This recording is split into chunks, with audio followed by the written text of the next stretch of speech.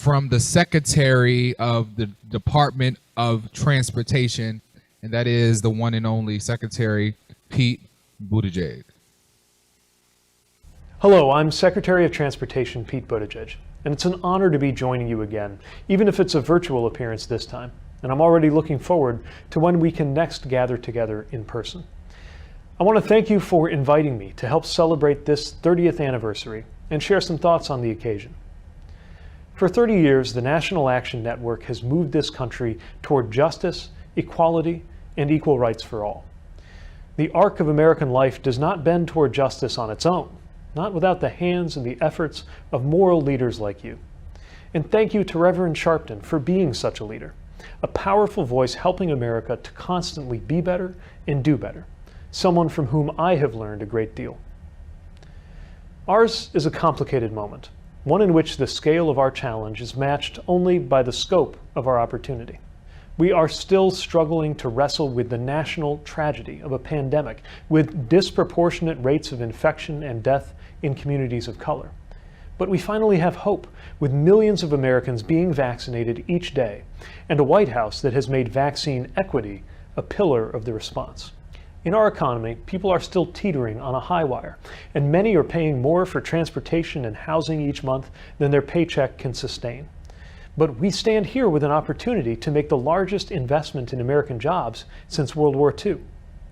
We need to overcome 4 years of damage and 400 years of injustice, a mountain of mistrust built over the centuries and still growing today, with yet another painful reminder of America's racialized inheritance in the trial of Derek Chauvin for the murder of George Floyd. But we also have Washington poised to pass game-changing progressive policies, policies that organizations like the National Action Network have been championing for years. And we have the first black woman vice president in history, along with the most diverse administration team yet to serve this country. We live with all of these different and challenging truths all at once in this moment. We meet this moment with grounds for hope, the hope inspired by vaccines, new jobs, and an administration dedicated to equity.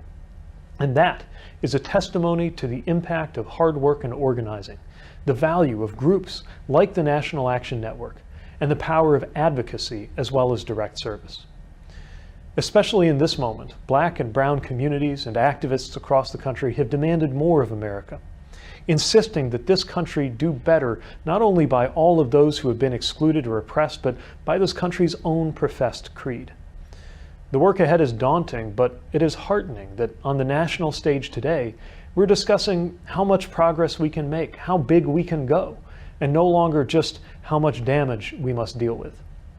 You now have partners in Washington who believe that equity is not a program, it's not a department, it's a profound value and a lens that must apply to every program, every department, and every decision. We know that racism is responsible for more destruction and injustice than any other force in American life.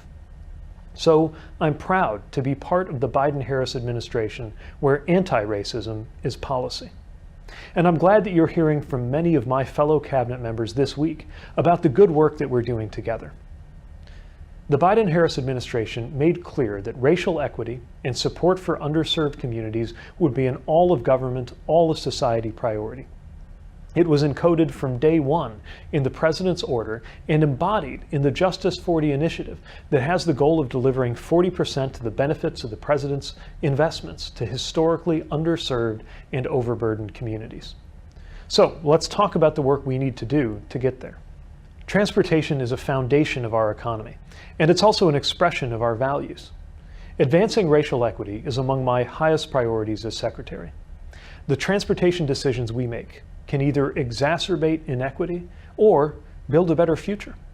And we're clear on the path that this department will take. We are working to ensure that equity is central to how we spend taxpayer money. In this administration's earliest days, we announced that we were adding racial equity as a consideration for transportation projects in the $889 million Infrastructure for Rebuilding America, or INFRA, program. This month, we revised the $1 billion BUILD program, which provides competitive grants for transportation projects, and renamed it the Rebuilding American Infrastructure with Sustainability and Equity, or RAISE program, to reflect that new emphasis in our evaluation criteria. We're also looking at how DOT can help address inequities in our criminal justice system, so that a traffic stop is no less safe for a black person than it is for a white American, and how we can support voting initiatives as the sacred right to vote comes under attack in states across the country.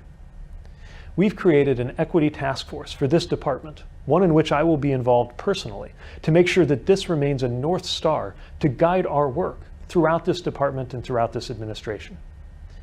These are important steps that will benefit communities, but they're steps. We need a giant leap, which brings me to the American Jobs Plan. This could be the best chance in our lifetimes to transform our infrastructure, and with it, the foundation that allows every American to live, work, and thrive.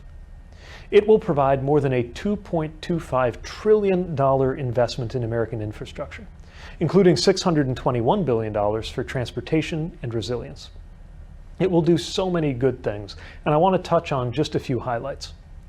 The American Jobs Plan will help create millions more jobs in cities and towns and communities across the country. Good jobs, often union jobs, the majority of which will go to people without a college degree, building a modern infrastructure.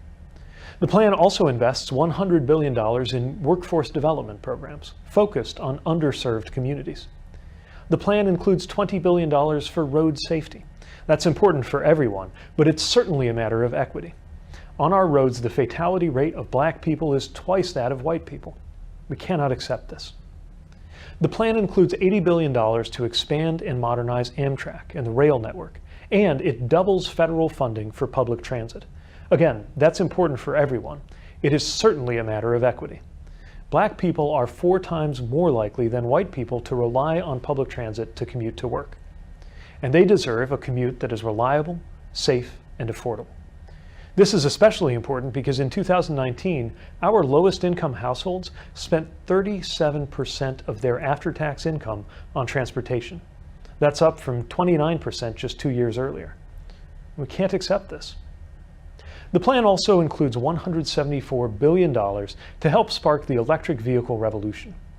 We will rebuild our infrastructure in a way that is not only more resilient, but actually helps fight climate change. And 40% of the benefits of those climate and clean infrastructure investments will be targeted to historically underserved and overburdened communities.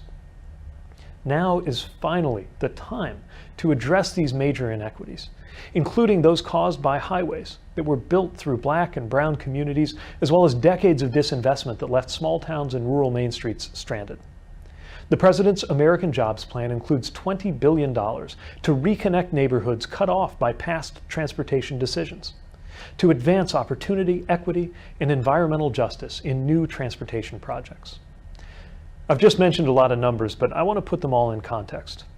We have not, since President Eisenhower, made such an investment in infrastructure, and we have never in our history made such an investment in transportation equity. My predecessor in the Obama-Biden administration, Secretary Anthony Foxx, did especially important work to advance the cause of transportation equity. I know that I have big shoes to fill in this regard, and I'm thrilled that we may have the resources, thanks to this bill, to further deliver on a vision that Secretary Foxx helped introduce. What we see throughout all of these investments is a lesson that goes beyond transportation, that equity is good for everyone. The American Jobs Plan will not solve every problem in every community, but it will address many of the challenges we face today and create a stronger, more equitable future for decades to come.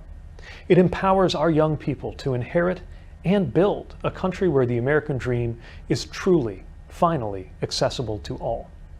And that's what your work has been all about. The National Action Network and other civil rights organizations and community networks have planted the seeds for years. Now it's time for us to water them together. What we grow must be strong enough and vast enough to outlast us all, and I believe it will be. So thank you to the National Action Network, to Reverend Sharpton, to all of you for 30 years of working to make America the best version of herself, a version that lives up to our ideals. Congratulations again on this milestone. Thank you for your good work, and be well.